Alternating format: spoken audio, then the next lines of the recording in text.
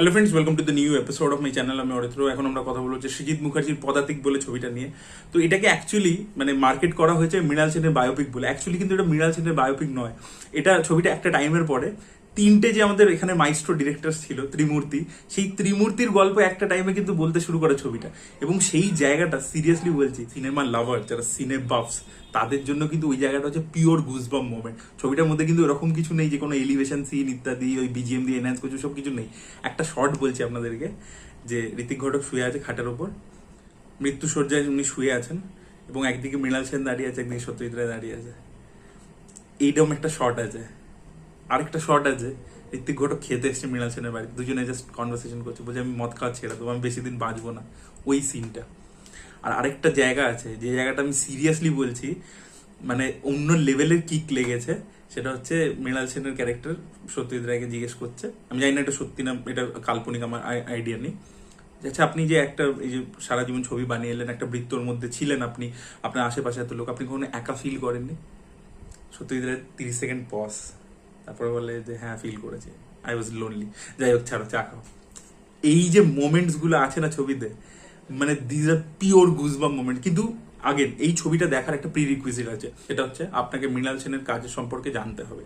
মৃণাল সেনের সম্পর্কে জানার দরকার নেই, কিন্তু তার সিনেমাগুলো সেগুলো কি পোর্ট্রে করে, তার আইডিওলজিটা কি ছিল, একটা বেসিক আইডিয়া না হলে আপনার কিন্তু ছবিটা এই লেভেলে ওয়ার্ক করবে না, যেটা একটা সিনে লাভারের জন্য করবে। আমার জন্য এই ছবিটা দারুণ লেগেছে, আমি সিনেমাটা থরলি এনজয় করেছি। তো একটা দিক হচ্ছে, এই সিনেমার দুটো অ্যাসপেক্ট আছে। একটা হচ্ছে ওনার কাজের দিকটা, যে কি কি জিনিস উনি যে সিনেমাতে এক একটা শর্ট রেখেছেন, সেই শর্টগুলো কেন রেখেছেন, তার পিছনে কি সাইকোলজি কাজ করছিল, উনি যে জীবন থেকে কোন জিনিসটা দেখে ইন্সপায়ার্ড হয়ে শর্টটা করেছেন। সেটা ভুবন সোমের টাঙ্গার শর্টটা হোক, আর কলকাতা 71-এর শর্ট হোক, প্রতিটা জিনিস উনি নিজের রিয়েল লাইফের এক্সপিরিয়েন্স থেকে তুলে এনেছেন। তো সেই দিকটা একটা দুর্দান্তভাবে, ওনার কাজটা কেন হয়েছে, তার আগে কি কি লাইফ এক্সপিরিয়েন্স ছিল, যেটা ওই কাজের মধ্যে রিফ্লেক্ট হয়েছে, সেটা আমরা একটা জুড়ে দেখতে পাই। এবং তার মধ্যে বিভিন্ন রকমের স্ট্রাগল প্রডিউসারের সাথে ইত্যাদির সাথে, সেগুলো সবই রয়েছে।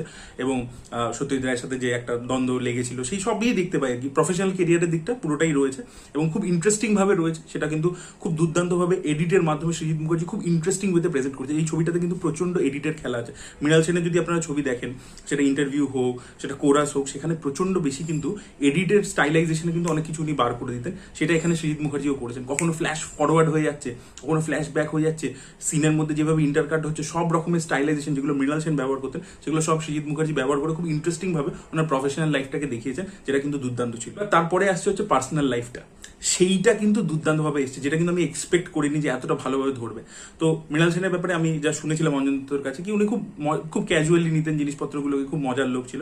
সৃজিত মুখার্জি সেই অ্যাসপেক্টটাকে দেখায়নি, যেটা অঞ্জন দত্ত দেখিয়েছিলেন, সেই অ্যাসপেক্টটাকে কিন্তু সৃজিত মুখার্জি দেখায়নি। তিনি দেখিয়েছেন যে, আমি অনুরাগ কাশ্যপের একটা ইন্টারভিউ দেখেছিলাম, অনুরাগ কাশ্যপের 2বার ডিভোর্স হয়ে গেছে। অনুরাগ কাশ্যপ বলছিল যে আমরা এত ফিল্ম মেকার যারা, তারা এত বেশি কাজটার মধ্যে মেতে থাকি যে আমাদের পার্সোনাল লাইফ বলে কিছু হয় না, সিনেমাই আমাদেরকে পুরো অকুপাই করে রেখেছে। সেই সেম জিনিসটা এই ছবিটা দেখতে দেখতে আমি ফিল করছিলাম। অনুরাগ কাশ্যপের ওই ইন্টারভিউটার কথা মনে পড়ছিল। মৃণাল সেনের লাইফটাকে, তার হেড স্পেসটাকে এতটাই সিনেমা অকুপাই করে রেখেছিল যে তার ছেলে, তার স্ত্রী, তার জায়গা পায়নি। তো সেই জায়গাটাকে এত সুন্দর করে এই ছবিটা এক্সপ্লোর করে, এবং তার স্ত্রী যে কতটা কষ্ট পেয়েছে কিন্তু কোনোদিনও বলেনি, সেই ব্যাপারগুলো আমরা দেখতে পাই আর কি এই ছবি জুড়ে। এবং তার সাথে তার ছেলের যে সম্পর্ক, সেই যে সিনগুলো, একটা সিন আছে বিউটিফুলি স্টেজ, ছেলে এসছে আমেরিকা থেকে, বাকলাবার দিচ্ছে, বাকলাবার বাক্স, আর কাটটু কোন শটে যাচ্ছি, ছোটবেলায় একটা সন্দেশ খেতে দিচ্ছিল ছেলেকে, সেটা মাটিতে পড়ে গেছে, ধুলো ঝেড়ে নিজে ওই ধুলোর জায়গাগুলো নিজে খেয়ে নিচ্ছে। টেরিফিক এডিটিং হয়েছে ওই জায়গাটা। আর যে শটটার যে ইন্টেন্সিটি, এবং ওখানে চঞ্চল চৌধুরী খুব ক্যাজুয়ালি ব্যাপারটাকে পুল অফ করেছেন। চঞ্চল চৌধুরী পুরো স্কিনের মধ্যে ঢুকে গেছেন। এবং আরও একজনের কথা বলবো, চঞ্চল চৌধুরী তো দুর্দান্ত কাজ করেইছেন, তার সাথে কিন্তু কোরক সামন্তর কাজও বলতে হবে, তিনি অসাধারণ করেছেন। স্পেশালি যে সিনটা আর কি খুব কথা হয়েছিল ট্রেলারের মধ্যে, যেটা হচ্ছে নিউড যে শটটা ছিল, সেটা আর কি একটা খুব ট্রিগার পয়েন্ট আর কি, যেখান থেকে উনি ডিসাইড করেন যে আমি ছবি বানাবো। তো সেই সব জিনিসপত্রগুলো কিন্তু খুবই ভালো হয়েছে। পার্সোনাল লাইফের দিকটা যে এত সুন্দর করে উঠে আসবে, I was not expecting this. তো ওনার মাইন্ড স্পেস, কি কি জিনিস ওনাকে ইন্সপায়ার করেছে, ওনার প্রফেশনাল জার্নি, প্রতিটা জিনিস কিন্তু দুর্দান্তভাবে রয়েছে। এবং একটা টাইমের পরে যে বললাম যে ইউনিভার্সের মতো একটা হয়ে যায়, যে ত্রিমূর্তিকে আমরা এক জায়গায় দেখতে পাই, সেই যে কালমিনেশনটা ছবি শেষের দিকে হয়, সেটা দেখবার মতো। এবং যে শটটাতে আরেকটা জিনিস হচ্ছে, উনি নিজের ছবির মধ্যে না ওরকম এক্সট্রিম ইমোশন বা মেলোড্রামা পছন্দ করতেন না, তাই মৃত্যুর সিনটাকেও খুব ক্যাজুয়ালি একটা খুব সুন্দর ওয়েতে করা হয়েছে। আর লাস্ট যেখানে সিনেমাটা শেষ হয় সেখানেও যে ওই যে রিক্রিয়েট করা লিউমিয়া ব্রাদার্সের আর কি পুরো ওই শর্টটাকে রিক্রিয়েট করা, সেটাও আর কি যেভাবে এন্ড হয় এবং যেখানে এসে গানটা হচ্ছে অরিজিৎ সিং এর গলায়, সোনু নিগমের গলায়, এবং ওখানে শেষ হচ্ছে, ওই জায়গাটা অন্য লেভেলে। গানের মিউজিকের ইউজও ছবির মধ্যে খুবই ভালো, সেটা তো খুবই ভালো লেগেছে। আর আরেকটা জিনিস উনি করেছেন ইন্টারভিউর মতো, সৃজিত মুখার্জি যে ইন্টারভিউ ছবিটার মতো, যে অ্যাক্টর নিজেই ফোর্থ ওয়াল ব্রেক করে ক্যামেরাকে বলে দিচ্ছে যে আমি এই ক্যারেক্টারটা প্লে করছি, মানে রঞ্জিত মল্লিক বলে দিচ্ছে। তো সেই জিনিসটা এখানে চঞ্চল চৌধুরীও করে, এবং সেটা করে হচ্ছে মেট্রোর মধ্যে, মানে ওই জিনিসটা খুব সুন্দর করে করা হয়েছে এই প্যারালালস গুলো। আর আরেকটা জায়গায় আপনারা অবাক হয়ে যাবেন যে এই ছবিটা এতটা মানে একটা আর্টি ডিরেক্টরের ব্যাপারে কথা বলছে, সেখানে বউ হারালে বউ পাওয়া যায়, ওই ডায়লগটার রেফারেন্স আছে, সিরিয়াসলি বলছি।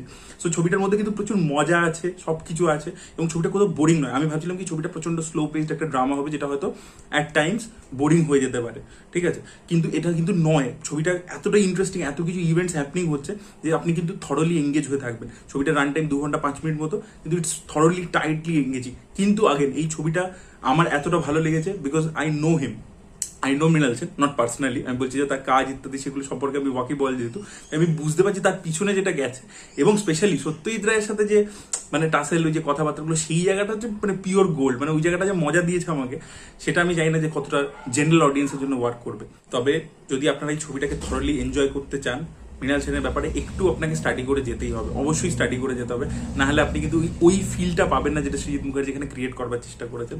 বাট আমি বলবো seriously this is a proper film, মানে প্রপার ট্রিবিউট হয়েছে, এবং just not only to Mrinal Sen but to the trio.